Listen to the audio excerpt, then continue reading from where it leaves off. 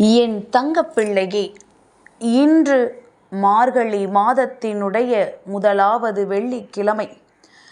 பஞ்சமி திதியும் சஷ்டி திதியும் சேர்ந்து வந்திருக்கின்ற ஒரு நாள். என் குழந்தையே, இந்த நாளில் நான் சொல்கின்ற இந்த ஒரு பொருளை எத்தனை தடைகள் வந்தாலும் இரவுக்குள் உன் இல்லத்திற்குள் கொண்டு வந்துவிடு. என் பிள்ளையே, வாழ்க்கையில் இருக்கின்ற மிக பெரிய பிரச்சனையான உன்னுடைய பண தேவைகள் மிக விரைவாக உனக்கு நிறைவேற வேண்டும். நீ கேட்ட நேரத்தில் கேட்ட ஒரு தேவை உனக்கு நிறைவேறிவிட்டது என்றால் நிச்சயமாக உன் தாயானவள் எனக்கு அது அத்தனை மகிழ்ச்சியை கொடுக்கும். என் பிள்ளை, நீ என்னிடத்தில் வேண்டி நின்ற விஷயங்கள் எதுவாக இருந்தாலுமே இத்தனை நாளும் நீ பட்ட உன்னுடைய ஒவ்வொரு கஷ்டங்களுக்கும் என்னிடத்தில் இருந்து உனக்கு பதில் கிடைத்து கொண்டுதான் இருக்கின்றது. அவ்வளவு இன்னல்களையும் அவ்வளவு சோதனைகளையும் தாண்டி நீயும் வாழ்ந்து கொண்டுதான் இருக்கிறாய் என்பதனை முதலில் புரிந்து கொள். எண்ணற்ற பிரச்சனைகள் உனக்கு வந்த பொழுதிலும் கூட என் பிள்ளை, இந்த பிரச்சனையிலிருந்து உன்னை நீ மீட்டெடுக்கப்பட்ட பாடு என்னவென்று ஒரு தாயாக எனக்கு புரியும். நான் இதையெல்லாம் தாண்டி உனக்கான மகிழ்ச்சியை உன்னிடத்தில் கொடுக்க வேண்டும் என்று வந்து நிற்கின்ற ஒவ்வொரு நொடி பொழுதிலுமே நீ ஏதாவது ஒரு கஷ்டத்தில் தான் இருந்து கொண்டிருக்கின்றாய். ஒட்டு மொத்தமாக அத்தனை பிரச்சனைகளையும் ஒரு நொடியில் தீர்த்துவிட முடியாது. ஆனால் இதற்கெல்லாம் நிச்சயமாக ஒரு வழி உண்டு. அதை மட்டும் நீ சரியாக பின்பற்றி விட்டாயானால் உன்னால் நடத்த முடியாது என்று நினைக்கக்கூடிய பல நல்ல விஷயங்கள் கூட இந்த வாழ்க்கையில் நடந்துவிடும். சட்டென்று ஒரு நொடியில் பல நல்ல மாற்றங்கள் உன் வாழ்க்கையில் வந்துவிடும். என் குழந்தையே, நாம் எத்தனையோ விஷயங்களை தெய்வங்களுக்காக செய்கின்றோம். தெய்வத்தை விழுந்து விழுந்து வணங்குகின்றோம். தெய்வம் நமக்கு கொடுத்து விடாதா என்று ஏக்கத்தோடு பார்க்கின்றோம். ஆனாலும் ஒரு சிலரினுடைய எண்ணங்கள் தெய்வங்களை வணங்கும் பொழுது என்னவாக இருக்கிறது தெரியுமா? என் தெய்வமே, நான் உன்னிடத்தில் எதையும் கேட்க வரவில்லை.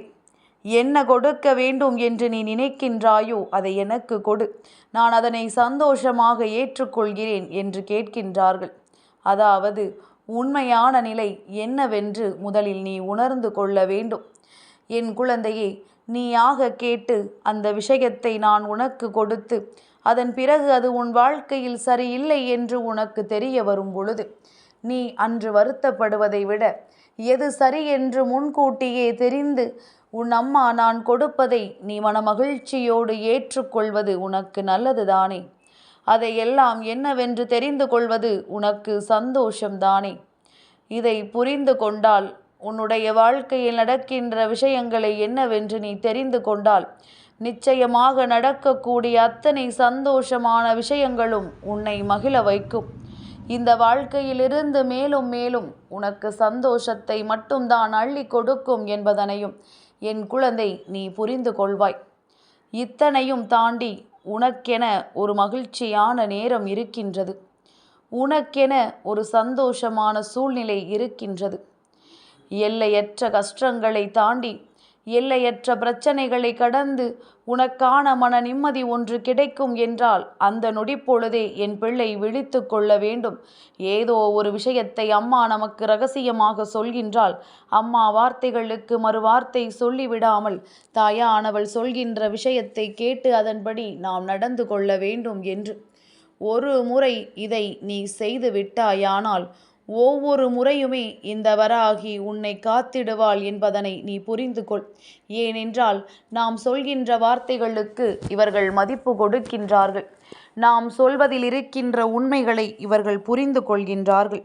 அது மட்டுமா, நாம் தேடி கொடுக்கின்ற சந்தோஷத்தையும் இவர்கள் தெளிவாக பெற்றுக்கொள்கிறார்கள் என்று சொல்லி, என் குழந்தையே, பெருமகிழ்ச்சி நான் அடைந்து விடுவேன். அதன் பிறகு இன்னமும் அதிகமாக உனக்கு கொடுக்க நான் முன் வருவேன் என்பதனை நீ மறந்துவிடக்கூடாது. இதைவிட அதிகமாக உனக்கு கொடுக்க வேண்டிய விஷயங்கள் எல்லாம் என்னவென்று தெரிந்து கொண்டு அதை உனக்கு நான் மனமகிழ்ச்சியோடு கொடுப்பேன் என்பது முதலில் உன் நினைவில் இருக்கட்டும். என் தங்கமே, இத்தனை காலமும் நீ என்னவெல்லாம் இந்த வாழ்க்கையில் பெரிதென நினைத்து வருத்தப்பட்டாயோ அதுவெல்லாம் ஒரு விஷயமே இல்லை என்கின்ற நிலைக்கு இப்பொழுது உன் மனது வந்து விட்டதல்லவா? ஏன் தெரியுமா? எந்த ஒரு பிரச்சனையாக இருந்தாலும் சரி, எந்த ஒரு நல்ல விஷயமாக இருந்தாலும் சரி, அது ஆரம்பிக்கும் பொழுது உனக்கு மலைப்பாக தெரியும். ஐயோ, இதை எப்படி சமாளிக்கப் போகிறோமோ என்று தோன்றும். ஆனால் நாட்கள் செல்ல செல்ல, அனுபவங்கள் கிடைக்க கிடைக்க அதுவெல்லாம் உனக்கு பெரிய விஷயமாக தோன்றாது.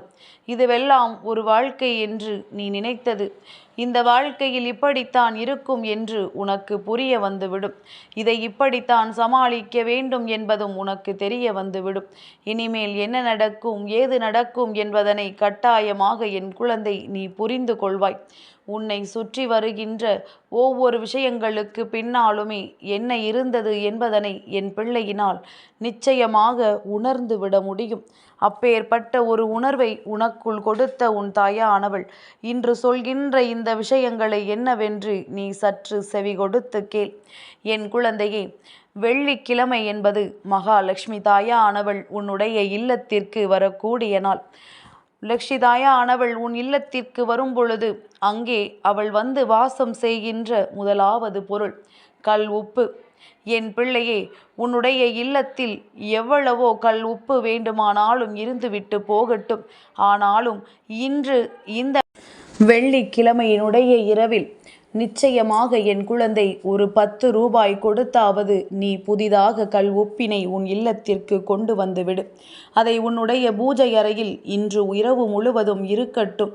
என் தங்கமே, நாளைய விடியலில் அந்த கல் உப்பினை நீ சமையலுக்கு புதிதாக எடுத்து பயன்படுத்து. நிச்சயமாக என் குழந்தைக்கு வாழ்க்கையில் நடக்கக்கூடிய பல நல்ல விஷயங்களை லக்ஷ்மி தாயானவள் நல்லபடியாக நடத்தி கொடுப்பாள். நீ தேடுகின்ற செல்வம், நீ கேட்கின்ற விருப்பங்கள் அத்தனையும் உனக்கு நிச்சயமாக நிறைவேறும்.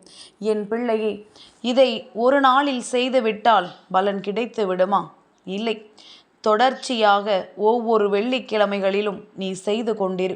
மாதத்தினுடைய தொடக்க வெள்ளிக்கிழமை, அதுபோல கடைசி வெள்ளிக்கிழமை, இப்படி தொடக்கத்திலும் முடிவிலும் இந்த கல் உப்பினை நீ புதிதாக உன் இல்லத்திற்குள் கொண்டு வந்து சேர்த்து கொண்டிருக்கும் பொழுது நிச்சயமாக மகாலட்சுமி தாயானவளும் பணத்தை உன் இல்லத்தில் அள்ளி கொடுப்பாள்.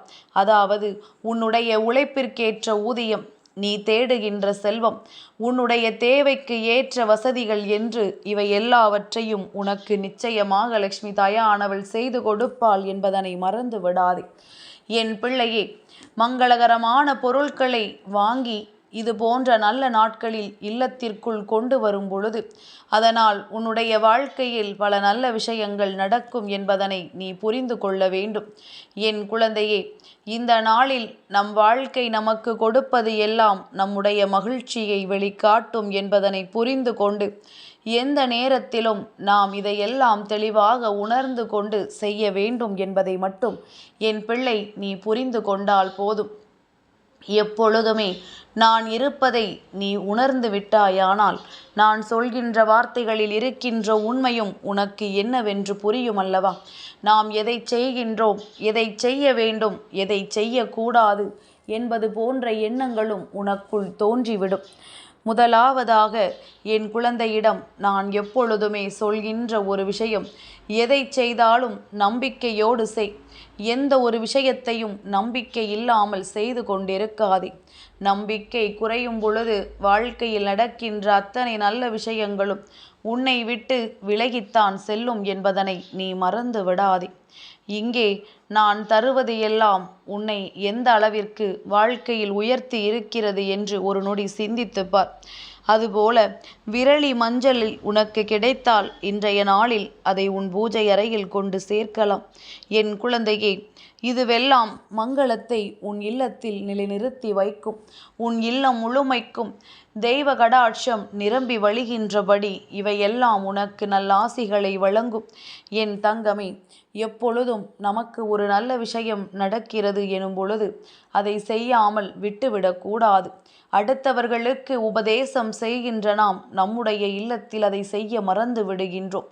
இதனால்தான் கஷ்டங்கள் உன்னை பின்தொடர்ந்து வருகிறது என்பதனை முதலில் புரிந்து கொள். என்றும் இந்த சூழ்நிலைகள் மாற வேண்டும். உன்னுடைய வாழ்க்கையில் நல்ல மாற்றங்கள் நிச்சயமாக வர வேண்டும். மனமகிழ்ச்சியோடு இன்று இந்த கல் உப்பினை எப்பாடுபட்டாவது உன் இல்லத்திற்குள் கொண்டு வந்துவிடு. என் தங்கப்பிள்ளைக்கு இந்த வராகி அம்மாவினுடைய ஆசீர்வாதங்கள் எப்பொழுதும் உண்டு.